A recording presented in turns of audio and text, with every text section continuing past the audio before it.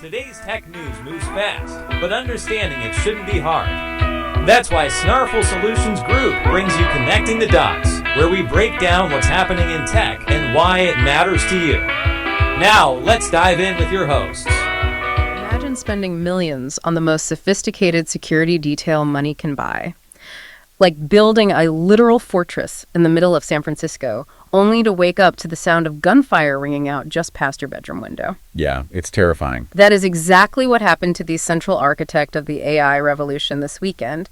And, if you've been relying on either physical or digital perimeters to keep your data, your finances, or your family safe, well, today is going to be a massive wake-up call for you. Oh, absolutely. Welcome to Connecting the Dots, broadcasting live from the Snarful Solutions Group in Sacramento, California. I'm Alex. And I'm Morgan. Today is Monday, April 13th, 2026. And before we get into the sheer chaos unfolding across the tech landscape today, we should probably look at the actual landscape outside, because nature and the markets are offering us this very strange dichotomy this morning. Very strange. Nationally, things are incredibly volatile. We're tracking 363 active U.S. weather alerts right now. Wow. Yeah, and 153 of those are tearing right across land. But right here in Sacramento, You're lucky. Totally insulated. It's mostly sunny, a very pleasant 65 degrees, with just a light wind of 2 to 7 miles per hour. That insulation is definitely not translating to the traditional financial markets, though. To end the week, the Dow closed down 0.59% at 47,916.57. Ouch. Yeah, and the S&P 500 mirrored that drop, closing at 6,816.89, which is down 0.33%. But when you look at the decentralized world, crypto is pretty much defying gravity right now. Naturally. Right. Bitcoin opened the week strong at 71,214.67, up 0.67%. And the tension, between the insulated calm and the chaotic reality right outside the perimeter, that is exactly what we are tracking today. We're looking at vulnerabilities in the tech ecosystem. Right. But we aren't just talking about abstract lines of code. We are tracing how security blind spots are manifesting in 3 totally different arenas. From physical safety to digital corporate walls. Exactly. We'll start with physical vulnerabilities, where societal anxiety is quite literally knocking on the doors of tech pioneers. Then we'll examine digital corporate perimeters, exploring how third-party vendors are leaving gaming giants wide open. Finally, we'll scrutinize the vulnerabilities baked right into the structural code of decentralized finance. Let's unpack this.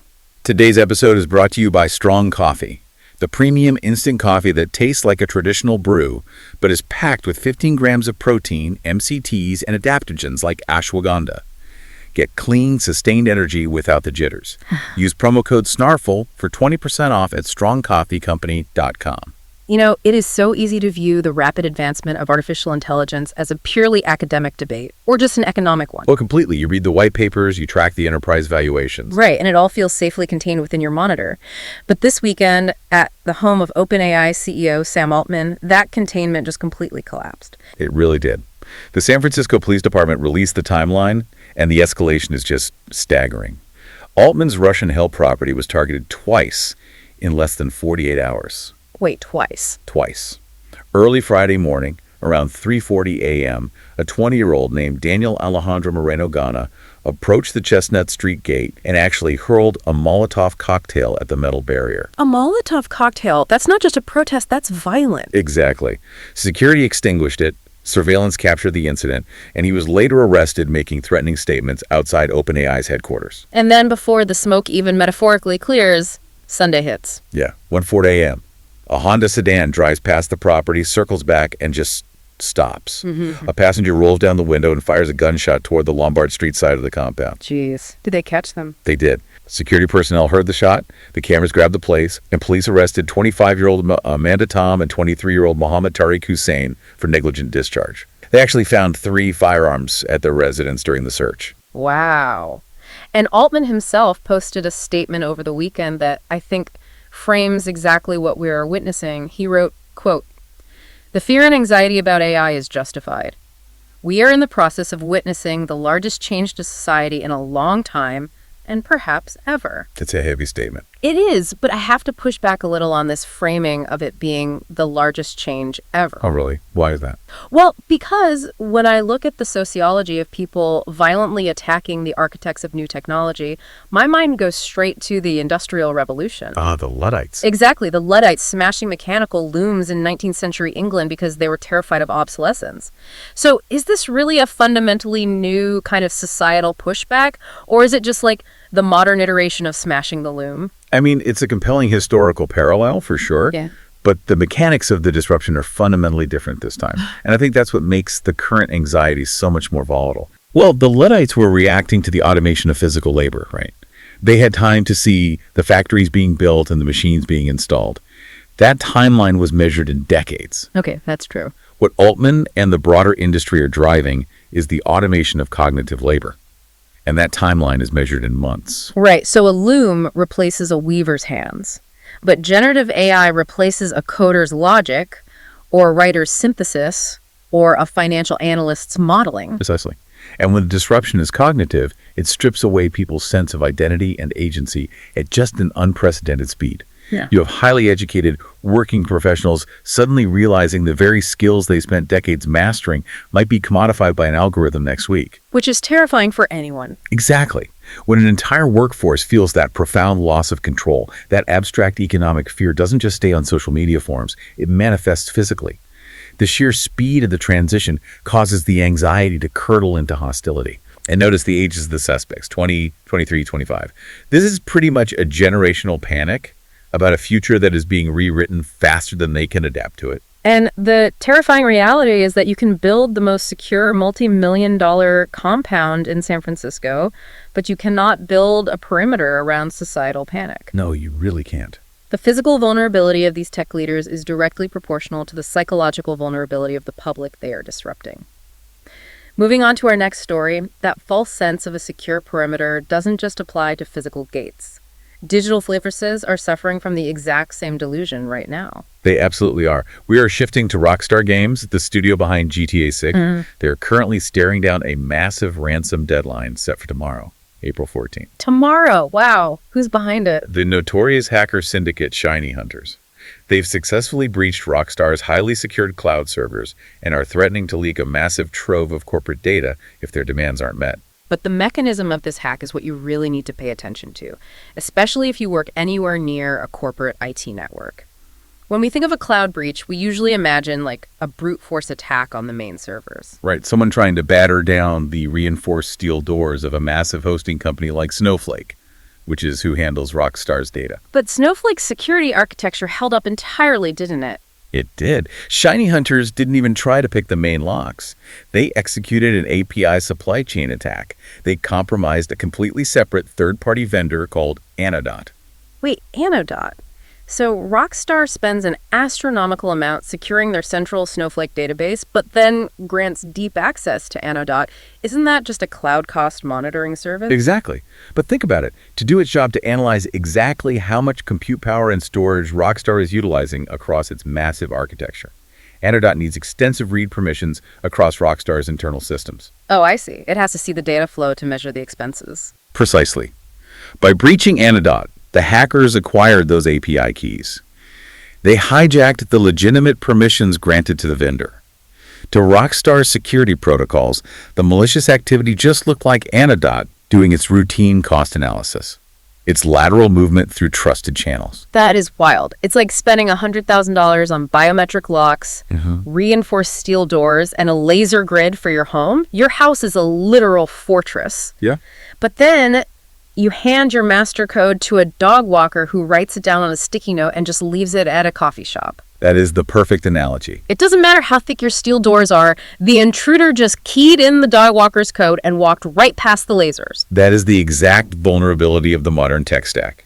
Rockstar issued a statement confirming the breach, claiming that, quote, a limited amount of non-material company information was accessed, and asserting the incident has no impact on the organization or its players. Okay, calling a breach by a major syndicate non-material is a masterclass in corporate PR spin. Oh, totally. when a massive corporation uses that kind of legally sanitized language, isn't that just a polite way of saying, we got incredibly lucky they didn't hit the encrypted user database? It is absolutely a defensive posture designed to calm the markets. Security analysts do believe shiny hunters likely grabbed internal corporate assets like contracts, marketing plans, financial projections, rather than player passwords. Which is still a huge deal. Right. In the corporate world, internal strategy documents are highly material. And frankly, Rockstar cannot afford to downplay this, given their history as a perpetual target. Right, we cannot forget the 2022 breach. That massive leak of unreleased gameplay footage, and how is that pulled off? A UK teenager executing a social engineering attack to get into the company's Slack channels. Another third-party vendor vulnerability. Exactly. The lesson for you, whether you manage a massive engineering team or run a local business, is that your perimeter is an illusion. Your proprietary data is only as secure as the weakest, most obscure third-party integration your IT department authorized 3 years ago and forgot about. You can build the tallest digital walls in the world, but if your vendors have the keys, you are perpetually vulnerable. Spot on. Which brings us to a space where the concept of a perimeter isn't just an illusion. The very foundation might actually be a trapdoor. Let's look closer at the structural vulnerabilities baked right into the code of decentralized finance. Right now, there is an explosive feud tearing through the DeFi sector between World Liberty Financial, the high-profile crypto venture linked to the Trump family, and Justin Sun, the billionaire founder of the Tron blockchain. And just to be absolutely clear with you, we are focusing entirely on the architectural mechanics and the financial structure of this dispute.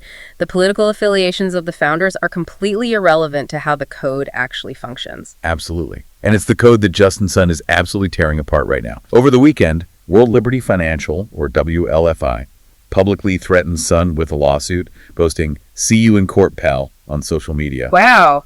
Over what? Well, this came after Sun, who is actually one of their biggest early investors, having dumped at least $75 million into the project accused WLFI's developers of hiding a backdoor blacklisting function deep within the protocol's smart contract. Wait, a backdoor? The entire selling point of crypto and DeFi is that it's a trustless system. The code is the law. No banks, no managers, no human intervention. Right. But if there is a backdoor admin key that allows a developer to unilaterally freeze an account, how is that any different than a traditional centralized bank? Except, you have absolutely zero customer service and no federal deposit insurance. It really isn't any different. That is the fatal flaw in the architecture of many of these projects. And it's exactly what Sun is calling out. They utilize what is known as a multi-sig wallet. Okay, what does that mean in this context? Sun pointed out that WLFI's smart contract is governed by a 3 of 5 multi-sig. This means it only takes 3 private keys held by anonymous accounts to execute protocol-level changes or freeze assets. So 3 people control everything. Yes. It effectively renders the concept of decentralized community governance completely meaningless. You aren't trusting the immutable blockchain. You have merely transferred your trust from a highly regulated commercial bank to 3 anonymous developers on a Discord server. That is wild. And when you combine that kind of centralized control with highly experimental financial mechanics, you get this $75 million borrowing controversy that is currently unfolding with this project. This is where the structural vulnerability becomes a massive liquidity risk. On-chain data reveals that WLFI took roughly 5 billion of its own native tokens and used them as collateral to borrow $75 million in stablecoins. Whoa. Yeah. They executed this massive loan through a DeFi protocol called Dolomite. Okay, let me make sure I'm understanding the mechanics of this. They minted their own token out of thin air, Yep. used it as collateral, and borrowed $75 million in stablecoins, which are pegged to actual US dollars. That's right. That sounds like recursive leverage. It's like printing millions of shares of your own unbacked company stock, walking into a bank, handing them the stock, and walking out with a massive cash loan. That is the perfect analogy. And to complicate the optics even further, the Dolomite protocol, where this highly leveraged exchange took place, was founded by Corey Kaplan, who happens to be an advisor to World Liberty Financial. You have got to be kidding me. I am not. It creates a precarious house of cards. Since its peak in September, the WLFI token has plummeted roughly 75%, currently trading at under 8 cents. So the collateral backing a $75 million loan drops that precipitously. It leaves the lending pool critically exposed. The collateral isn't worth the value of the loan anymore. Exactly. We're already seeing reports that everyday lenders on Dolomite are unable to withdraw their own funds because this massive transaction is bottled into protocol's liquidity. This is staggering. Between a token in free fall, allegations of hidden blacklisting code, and massive circular loans facilitated by insiders, the lesson for anyone putting their money into these ecosystems is stark. It really is. In crypto, if you don't own the admin keys, you aren't participating in a trustless system. You are participating in a system where the architects built trapdoors into the floorboards, and they are the only ones holding the remote. Before we wrap up, a quick thanks to Old Glory, an iconic music and sports fan merch store. Perfect for the techie in your life. Use promo code SNARFL for 15% off at oldglory.com. You know, when you thread these three stories together, a very clear, very unsettling picture emerges. We are watching an industry race at breakneck speed to build the infrastructure for the next century of human life, yet it is profoundly blind to its own vulnerabilities. The through line is undeniable. Yeah. We saw the physical perimeter at Sam Altman's home completely fail, breached by the visceral, real-world anxiety generated by the cognitive tools he is deploying. Right, and we saw Rockstar Games' digital fortress bypassed entirely because they handed the keys to a third-party vendor whose security just wasn't up to par. Exactly. And we saw the foundational architecture of decentralized finance called into question, proving that structural code is often just masking human control. It all comes back to a deeply flawed, incredibly dangerous, false sense of security. And that leaves you with a lingering question to ponder today as you navigate this rapidly shifting landscape. As our homes, our entertainment, our personal finances become inextricably intertwined with these massive tech ecosystems, how much control do you actually retain over your own safety? It's a great question. If the architects of the future are finding themselves physically attacked in the night and their digital vaults are being hacked through the side door, what does that mean for the rest of us living in the house they are building? We're here to help at Snarfle, so reach out on our website if you have any more questions. That's a wrap on today's top stories. Remember, tech doesn't have to be complicated, and we're here to help connect the dots. If you've got questions or want to learn more, visit us at snarfle.com. Thanks for listening, and we'll catch you next time.